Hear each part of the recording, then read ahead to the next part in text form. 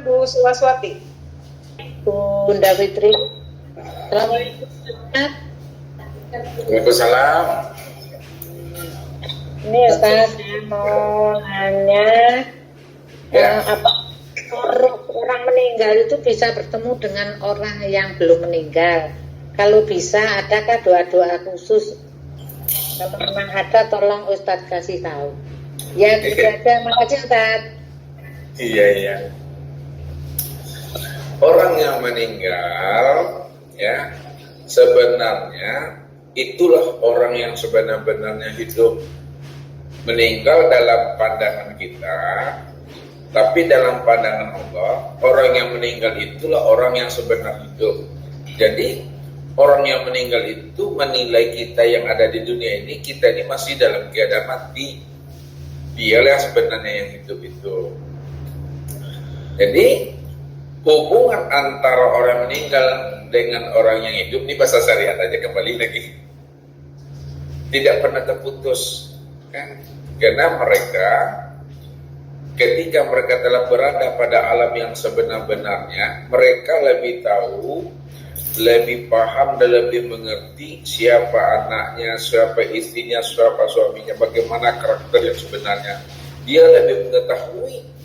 Kalau di waktu hidup di dunia, ayah, ibu, suami, istri, anak, cucu, menantu bersama kita, dia tidak tahu sifat kita yang sebenarnya.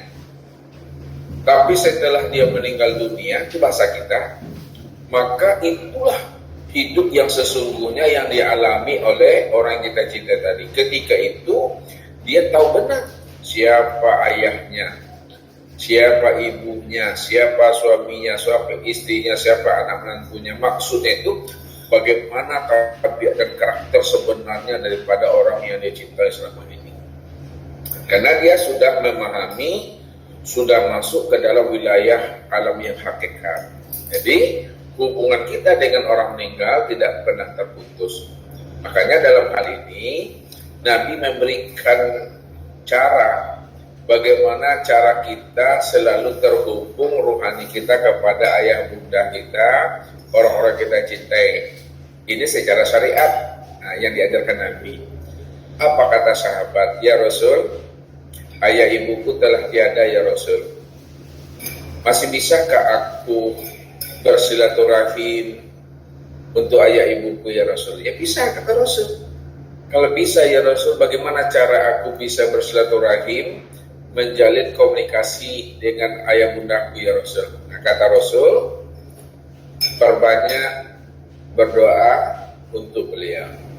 Yang kedua, perbanyak berinfak dan bersedekah untuk beliau.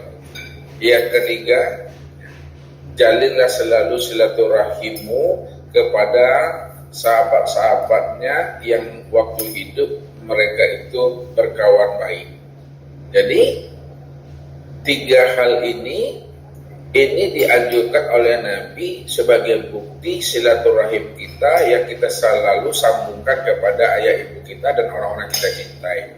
Itu tadi berdoa, berinfak dan bersedekah niatkan untuk beliau, dan jalin silaturahim kita kepada teman dan kerabatnya yang masih hidup. Itu secara syariat. Namun makna secara hakikatnya,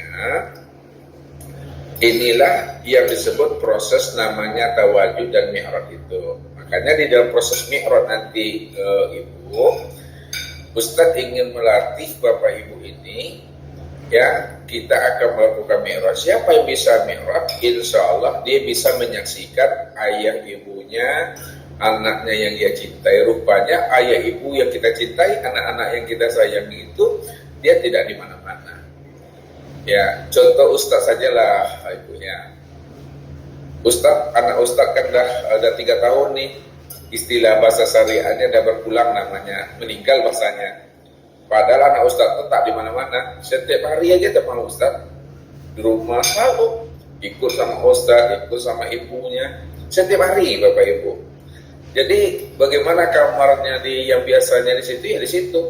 Namun dalam pandangan Ustadz, tentu kamarnya yang sekarang berbeda dengan kamarnya yang sebelumnya. Walaupun zahirnya nampak kamarnya yang dahulu di waktu hidupnya, sebenarnya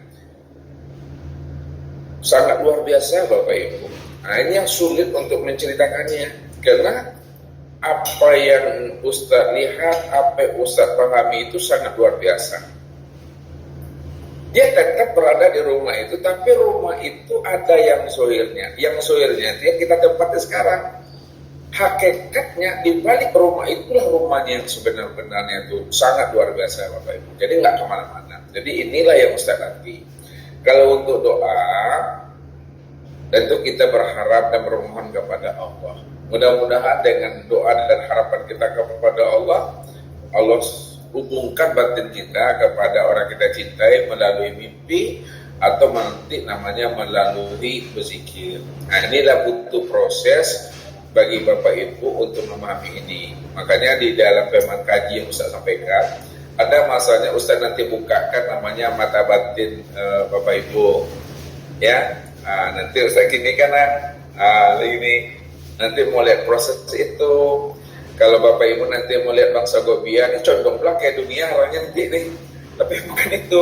Tidak perlu Bapak Ibu minta Ustaz yang ngajari itu. Tapi ada manfaatnya, ada gunanya. Nah itulah proses. Jadi ini tidak Ustaz bukakan dalam bentuk tausiah-tausiah, nanti akan memunculkan namanya fitnah. Nah, kecuali ketika ada berhadapan langsung dengan Ustaz, Ustaz akan urut-urut itu. Banyak gunanya itu nanti. Ya, mungkin itu Bu, kalau doanya tidak ada doa khususnya. Yang penting